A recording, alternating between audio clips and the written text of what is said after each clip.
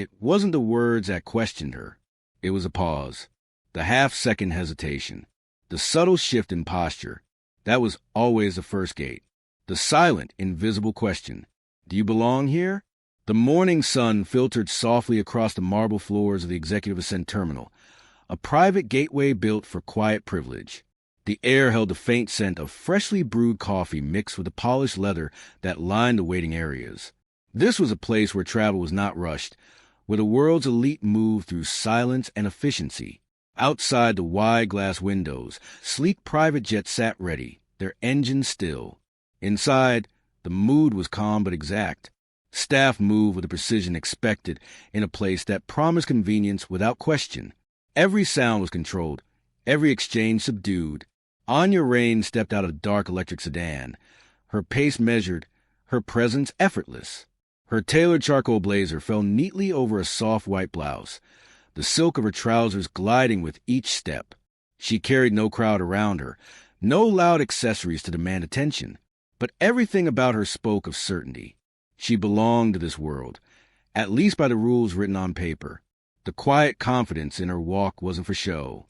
It was a skill, a necessary one, because in places like this, there was always a moment, always a glance, where someone would try to decide whether you truly belonged. As she approached the reception desk, she saw Bryce, the young attendant, finishing up with a departing couple. His smile for them was wide, his tone light. He gestured smoothly as their paperwork cleared. There was no hesitation, no extra step. When his eyes lifted and found Anya, the shift was nearly invisible, but she caught it. His smile tightened. His hands paused briefly on the tablet. His posture, once relaxed, drew straighter. These were the moments Anya had grown used to. The subtle gait. It didn't swing loudly. It didn't slam shut. It simply hovered, waiting to see whether she would pass through or turn away. The words came, polite on the surface. "Good morning. How can I help you?" She answered clearly, "Anya Raine. I'm here for the Phoenix One." Bryce's fingers began tapping across the screen. His eyes skimmed the manifest, and his smile faded entirely. "I don't see anyone by that name listed for the Phoenix One today. Are you sure you're at the correct terminal?" There it was, the tilt in his tone, the soft hint of doubt wrapped in a question. She remained steady. "Yes, this is the correct terminal. That's my father's aircraft." His mouth set in a polite line. "I see. Well, I'm not finding your name here. It's possible there's been a mix-up with the schedule." His voice was smooth, but the message was clear. "You must be mistaken." Anya's chest tightened, but her face gave nothing away. She had walked this road too many times. This wasn't about the manifest. This was about the silent assumptions Bryce had already made. He hadn't asked for much from the man before her. That man had shown his ID, exchanged a few quick words, and was waved toward his waiting jet with a nod. No questions, no hesitation, no search for extra proof. But for her, there was always another layer, always another step to prove what should have already been known. "Could you check again, please?" Anya's voice remained firm, her eyes steady. Bryce hesitated, glancing out toward the tarmac where the jet was parked in plain view. His thumb lingered over the screen as though the system itself needed permission to process a request. Anya had heard the stories. She had lived versions of them. Black travelers who were questioned, removed, doubted, even accused, all because someone didn't believe they belonged in a space. The reminders were constant. She had grown to expect the slow gatekeeping that dressed itself in professionalism. She had watched it unfold in quiet ways. The sales associate who offered assistance to others first. The restaurant host who handed menus to everyone at the table but her. The security guard who lingered too long behind her in high-end stores. She wasn't new to this. She didn't need anyone to explain the pattern, but she also wouldn't step back from it. Bryce's hand hovered over the tablet again. "I'll double-check, but perhaps you could provide additional identification? Sometimes names are entered differently." Another hurdle. Anya calmly offered her ID, though she knew the manifest should have already been clear. The jet on the tarmac wasn't a rental. It wasn't a shared charter. It was her father's aircraft. The Phoenix One didn't fly without his approval, and her name wasn't a last-minute addition. The gatekeeper's doubt wasn't about the paperwork. It was about her face. These places, these seamless spaces built for the few, often asked her, softly, carefully, "Do you belong here?" She refused to answer that question with apology. Instead, she stood her ground, her voice steady, her presence undeniable. Have you ever been made to feel out of place where you rightfully belonged? Share your story in the comments. Your voice deserves to be heard. Bryce's eyes skimmed the screen again, but the doubt on his face didn't fade. "I'm sorry, Ms. Raine. Your name still isn't coming up. Perhaps you're at the wrong terminal." Anya's jaw remained set. "I'm not at the wrong terminal. I've flown from here many times. This is the executive ascent. The Phoenix One is my father's jet." Bryce paused, but his next words landed with quiet force. "Is there someone I can call to confirm? Maybe the owner or another passenger?" The weight of his implication was clear. His screen wasn't enough. Her word wasn't enough. Her identification wasn't enough. She needed to fetch someone else to speak for her. Anya's breath stayed steady, but her stomach clenched. She knew this rhythm. The soft denial, the shifting burden, the polite way people invited you to step aside without saying you should. She spoke carefully. "My name is on the manifest. The Phoenix One is not rented. It's owned." He didn't flinch. "It's just that I've never seen you before on this flight. Sometimes families use different FBOs." At that moment, the door behind her slid open. A white businessman walked in, briefcase in hand, his stride brisk, his suit crisply pressed. Bryce's face brightened instantly. "Good morning, sir," he greeted warmly. "Headed out on the West Line 8? "That's right," the man said, barely slowing down. "Perfect. If I could just see your ID." The man flashed his license with a brief flick of his wrist. Bryce's glance was barely a second. "All set. They're ready for you. Luggage will be loaded." The traveler kept walking, barely pausing, and Bryce's focus returned immediately to Anya. His smile gone, his posture firm, his eyes expectant. It was the sharpest contrast. An effortless pass for him, an exhausting barricade for her. Anya carefully retrieved her state ID and handed it over. Bryce examined it as if he were cross-checking for signs of forgery. "I'll need something else," he said. "Maybe a secondary ID. Company badge? Work credentials." She knew the rules. A valid ID matched to the manifest was standard. She wasn't being asked for protocol. She was being asked for proof of worth. She was being asked to convince him she wasn't lying. Her gaze didn't waver. "I'm listed. You haven't checked thoroughly." Bryce's tone thinned. "Our system is reliable, Ms. Raine. It's unlikely we would miss a passenger on a private manifest." His certainty wasn't rooted in facts. It was rooted in who he thought belonged in front of him. Anya's pulse remained measured, but inside, she felt a familiar burn. The same cold question, disguised as policy, masked as security. Not just here. Not just today. It had followed her across the country. She remembered a black woman who was asked to leave first class because a fellow passenger felt threatened by her designer bag. The airline offered no apology. She recalled 8 black men removed from a flight because of a baseless complaint about body odor. When they pointed out the obvious bias, the airline representative shrugged and simply said, "I agree." She remembered the interracial couple accused of trafficking their own child because someone assumed they didn't match. Police were called. Explanations were demanded. The couple's word wasn't enough. These weren't distant stories. They were echoes, stories she'd grown up hearing, stories she watched unfold on the news, stories that settled quietly into the bones of people who had to brace for them. Anya's hand rested on the counter, steady but firm. "Please review the manifest again." Bryce exhaled lightly as if his patience was wearing thin. "Ms. Raine, you seem convinced, but without confirmation, I can't grant you boarding access. It's not personal. It's about following the proper checks." The way he said it suggested she was the problem for insisting on her place. "I understand the process," Anya replied. "What I don't accept is being asked for more proof than others." He glanced toward the tarmac, toward the jet with her family's name linked to its registry. But he clung to his doubt. This isn't about more proof. It's about ensuring safety.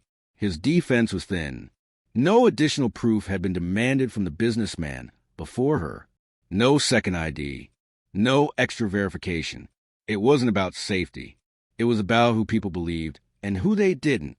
Anya's grip on her phone tightened, her thumb resting near the contact she knew she would need to call. The exhaustion pressed in, not the physical kind, but the deeper one, the weight of constantly preparing to defend what should already be hers. She had always been ready for these moments, not because they were rare, but because they were predictable. The rules shifted when it was her at the counter. Her father had warned her, not with panic, but with clarity. There will be places where the gate isn't locked, but you'll still have to prove you're allowed through it. Bryce's gaze lingered, still waiting for her to yield. "I'll contact my father," she said calmly, her decision final. Bryce hesitated, as though he hadn't expected her to push forward.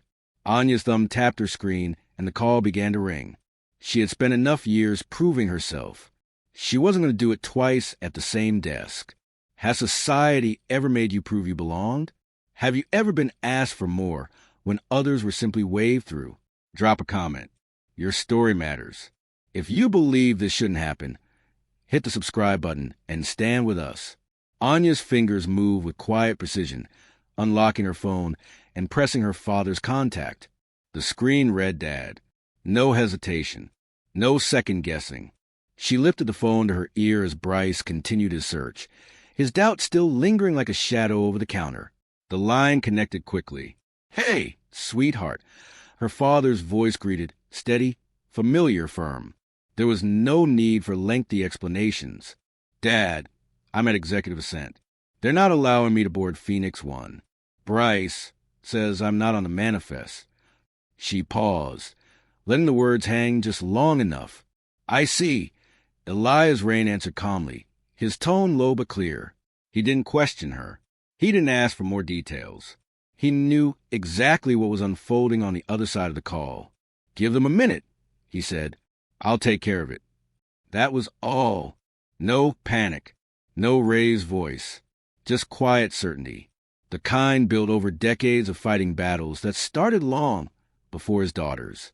Anya ended the call and placed her phone on the counter. Her shoulders remained square, her expression composed, her patience intact, but her decision had been made. Bryce, still glued to the screen, barely noticed the quiet shift in the air. He continued tapping, searching for something he thought didn't exist. He doesn't know, Anya thought, but he's about to. Anya Raine was not a man whose success had been handed to him. His name carried weight in investment circles, in boardrooms, in places where decisions shaped industries. But his journey hadn't started there. He had built his first company from a kitchen table stacked with borrowed laptops.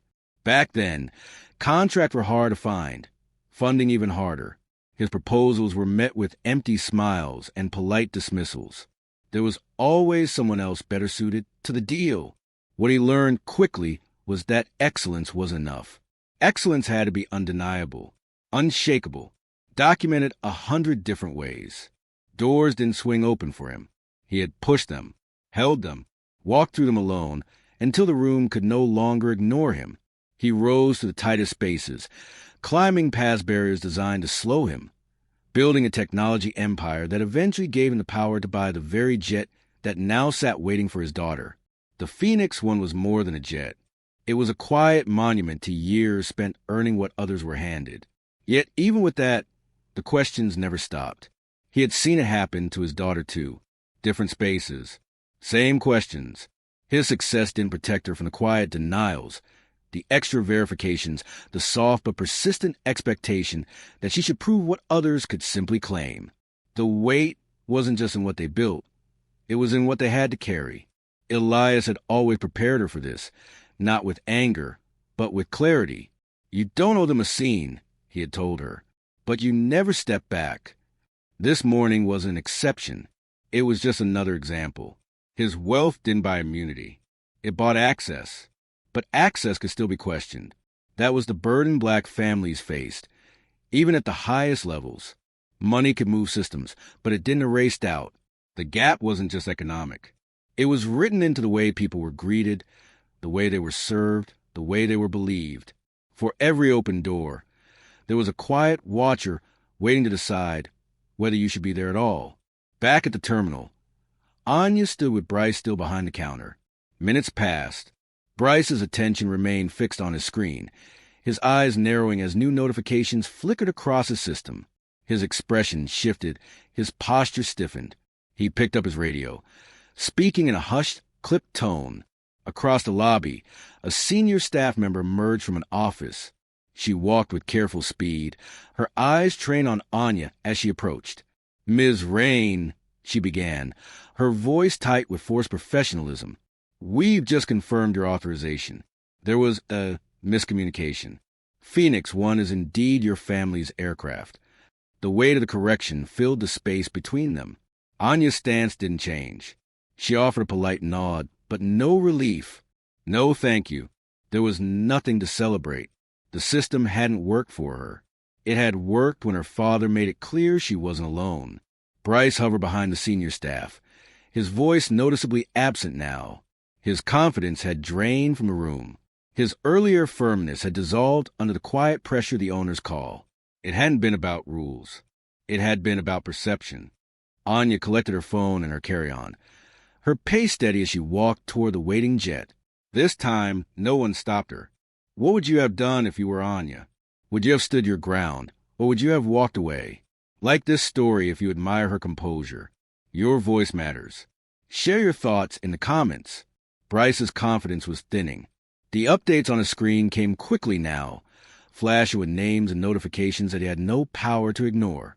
His hand tightened on the tablet, as if holding it firmer would steady his unraveling position. He tried to keep his composure, but the slight tremor in his hand betrayed him. Anya remained by the counter, watching, waiting, silent. She didn't need to press him. The weight of the correction was already on its way. Bryce's fingers paused midair. His eyes moved faster, scanning new alerts from the upper management system tied to the terminal. His mouth parted as if preparing a response, but nothing came. The voice in his earpiece sharpened his focus. His shoulders tensed. His posture stiffened. His practiced professionalism cracked in the quiet. He wasn't in control anymore. Across the lobby, Director Hayes appeared.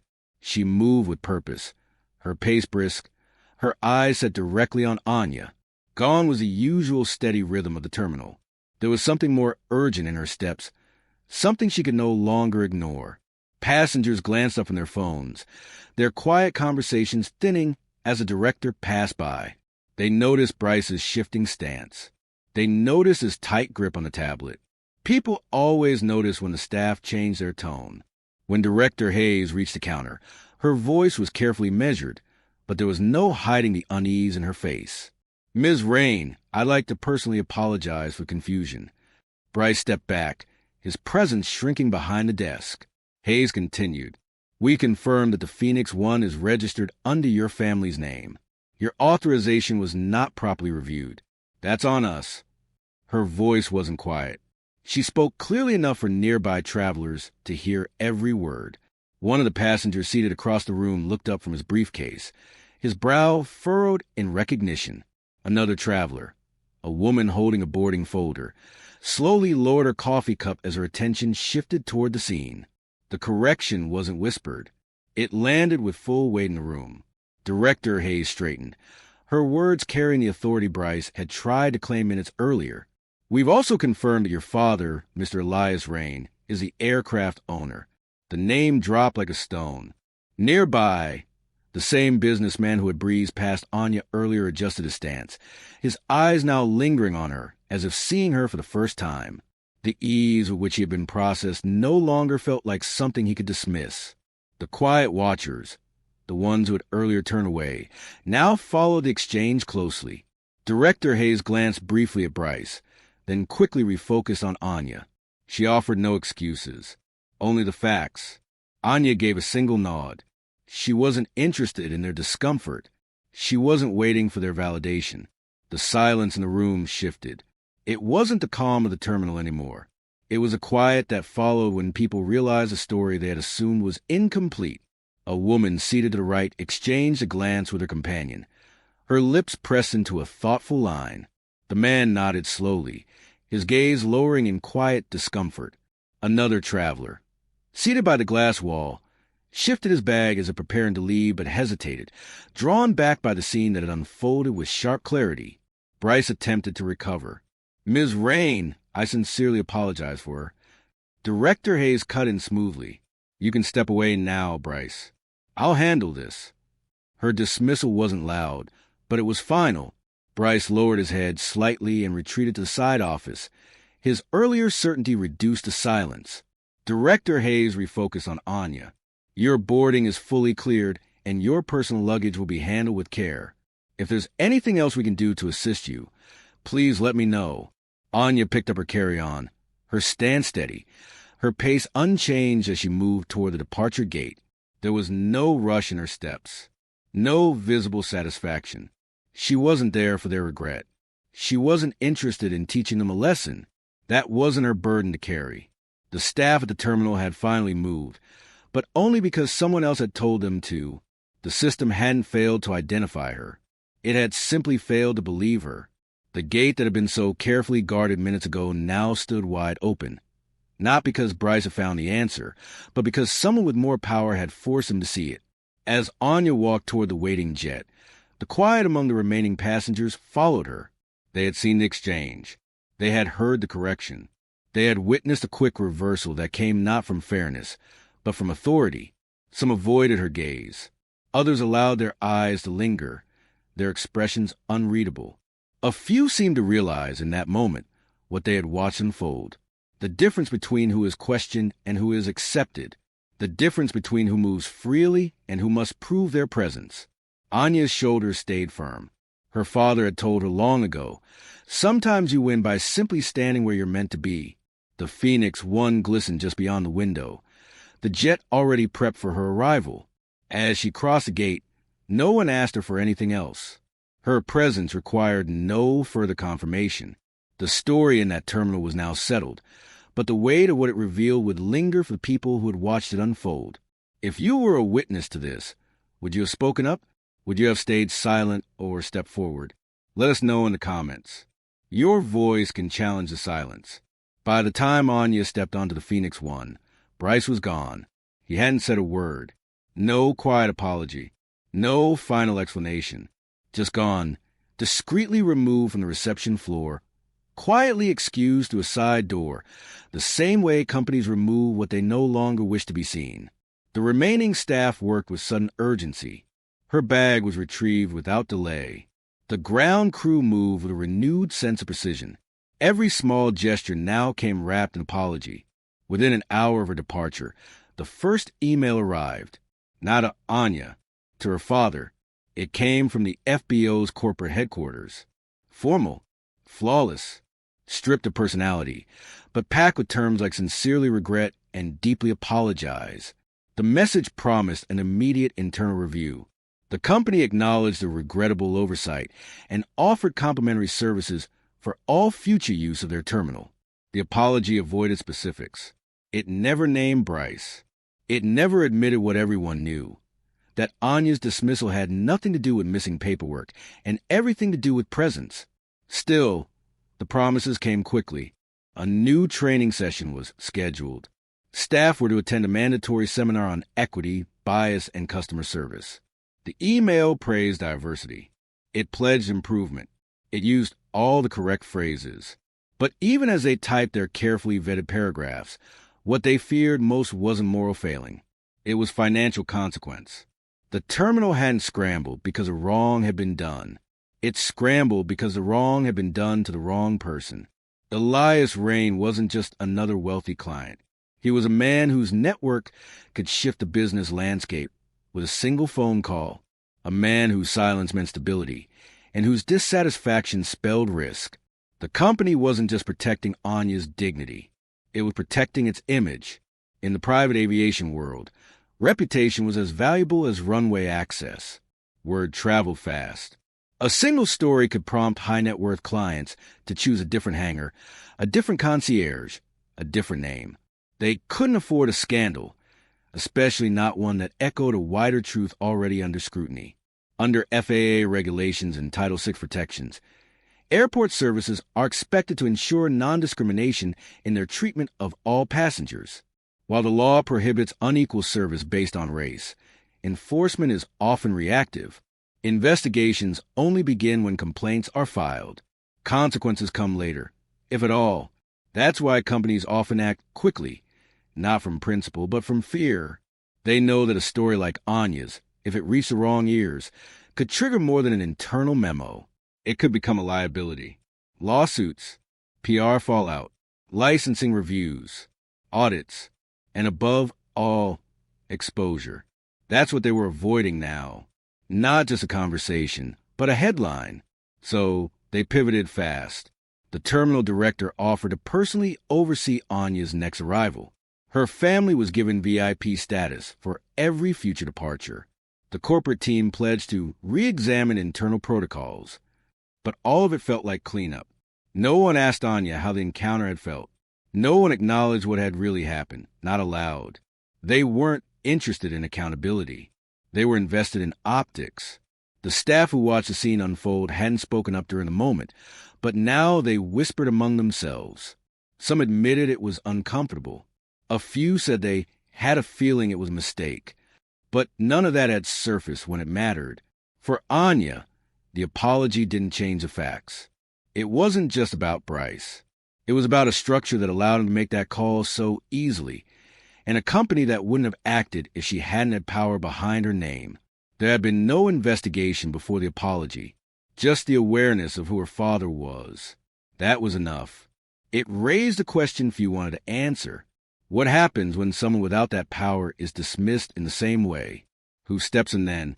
Training programs might make employees more cautious, but they couldn't undo the instinct that led Bryce to question her, not the man before her. They couldn't undo years of quiet signals that taught him who to welcome and who to scrutinize. And while public-facing statements promised better service, the deeper issue remained untouched. Bias doesn't always show itself through shouts or slurs. Sometimes it speaks through silence, through who is doubted, through who is believed. That's what systems fail to address. Anya didn't need an apology wrapped in corporate polish. She needed a culture that didn't require intervention to recognize her place. The FBO did what many companies do in crisis: act quickly, speak broadly, and move on. But the lesson wasn't theirs alone to learn. It belonged to every institution that believes protocol is enough to protect them from prejudice. Because when the way of a name is the only shield against humiliation, that's not equity. That's dependency on influence. And that's not a solution, it's a warning. Do you think diversity training is enough to solve systemic bias? Or is it just damage control in a different uniform? Comment your thoughts below. We need your voice in this conversation. By the time Anya stepped onto the Phoenix One, Bryce was gone. He hadn't said a word. No quiet apology. No final explanation. Just gone. Discreetly removed from the reception floor. Quietly excused through a side door, the same way companies remove what they no longer wish to be seen. The remaining staff worked with sudden urgency. Her bag was retrieved without delay. The ground crew moved with a renewed sense of precision. Every small gesture now came wrapped in apology. Within an hour of her departure, the first email arrived, not to Anya, to her father. It came from the FBO's corporate headquarters. Formal, flawless, stripped of personality, but packed with terms like sincerely regret and deeply apologize. The message promised an immediate internal review. The company acknowledged the regrettable oversight and offered complimentary services for all future use of their terminal. The apology avoided specifics. It never named Bryce. It never admitted what everyone knew, that Anya's dismissal had nothing to do with missing paperwork and everything to do with presence. Still, the promises came quickly. A new training session was scheduled. Staff were to attend a mandatory seminar on equity, bias, and customer service. The email praised diversity. It pledged improvement. It used all the correct phrases. But even as they typed their carefully vetted paragraphs, what they feared most wasn't moral failing. It was financial consequence. The terminal hadn't scrambled because a wrong had been done. It scrambled because the wrong had been done to the wrong person. Anya Raine wasn't just another wealthy client. He was a man whose network could shift the business landscape with a single phone call, a man whose silence meant stability and whose dissatisfaction spelled risk. The company wasn't just protecting Anya's dignity. It was protecting its image. In the private aviation world, reputation was as valuable as runway access. Word traveled fast. A single story could prompt high-net-worth clients to choose a different hangar, a different concierge, a different name. They couldn't afford a scandal, especially not one that echoed a wider truth already under scrutiny.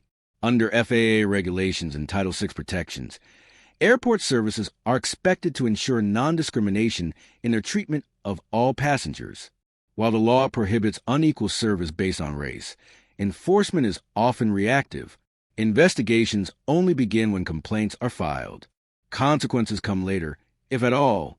That's why companies often act quickly, not from principle, but from fear. They know that a story like Anya's, if it reached the wrong ears, could trigger more than an internal memo. It could become a liability. Lawsuits, PR fallout, licensing reviews, audits, and above all, exposure. That's what they were avoiding now. Not just a conversation, but a headline. So they pivoted fast. The terminal director offered to personally oversee Anya's next arrival. Her family was given VIP status for every future departure. The corporate team pledged to re-examine internal protocols. But all of it felt like cleanup. No one asked Anya how the encounter had felt. No one acknowledged what had really happened, not aloud. They weren't interested in accountability. They were invested in optics. The staff who watched the scene unfold hadn't spoken up during the moment, but now they whispered among themselves. Some admitted it was uncomfortable.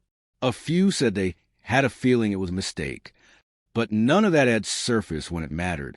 For Anya, the apology didn't change the facts. It wasn't just about Bryce. It was about a structure that allowed him to make that call so easily, and a company that wouldn't have acted if she hadn't had power behind her name. There had been no investigation before the apology, just the awareness of who her father was. That was enough. It raised a question few wanted to answer. What happens when someone without that power is dismissed in the same way? Who steps in then? Training programs might make employees more cautious, but they couldn't undo the instinct that led Bryce to question her, not the man before her. They couldn't undo years of quiet signals that taught him who to welcome and who to scrutinize. And while public-facing statements promised better service, the deeper issue remained untouched. Bias doesn't always show itself through shouts or slurs. Sometimes it speaks through silence, through who is doubted, through who is believed. That's what systems fail to address. Anya didn't need an apology wrapped in corporate polish. She needed a culture that didn't require intervention to recognize her place. The FBO did what many companies do in crisis. Act quickly, speak broadly, and move on. But the lesson wasn't theirs alone to learn. It belonged to every institution that believes protocol is enough to protect them from prejudice. Because when the weight of a name is the only shield against humiliation, that's not equity. That's dependency on influence. And that's not a solution, it's a warning. Do you think diversity training is enough to solve systemic bias? Or is it just damage control in a different uniform? Comment your thoughts below. We need your voice in this conversation. Inside the Phoenix One, the cabin was calm. The soft hum of systems preparing for departure filled the space around her. Anya settled into her seat with a kind of quiet that didn't ask for recognition. She wasn't carrying satisfaction. She wasn't chasing approval. What she carried was her place. A place she didn't know the explanations. A place she didn't need to earn twice. The jet belonged to her family, but what unfolded that morning had little to do with ownership. It was about permission, about who the world allows to pass without question, and who must always be prepared to explain themselves. Anya adjusted the strap on her carry-on, her mind turning not toward the apology she'd received, but toward the long road that made moments like this inevitable. Her father's success had built this life, but even his victories hadn't rewritten the assumptions people made the moment she walked into the room. The question she faced at the terminal wasn't new. It had echoed through history, through generations who paved the way but were still asked to prove themselves long after they had arrived. She thought about the black aviators whose stories were often hidden in the margins, Bessie Coleman, who crossed oceans to earn a pilot's license when she was denied one at home. Jana Harmon Bragg, who trained pilots when doors to commercial cockpits were tightly shut. They didn't fight only for flight. They fought for recognition, for their names to stand where silence once stood. Anya's morning at the terminal was one more chapter in that long story. A story of being present in spaces where people still hesitate to see you. The lessons her father had passed down to her weren't about wealth. They were about carrying weight, about understanding that no level of success shields you from the quiet tests people will place in front of you.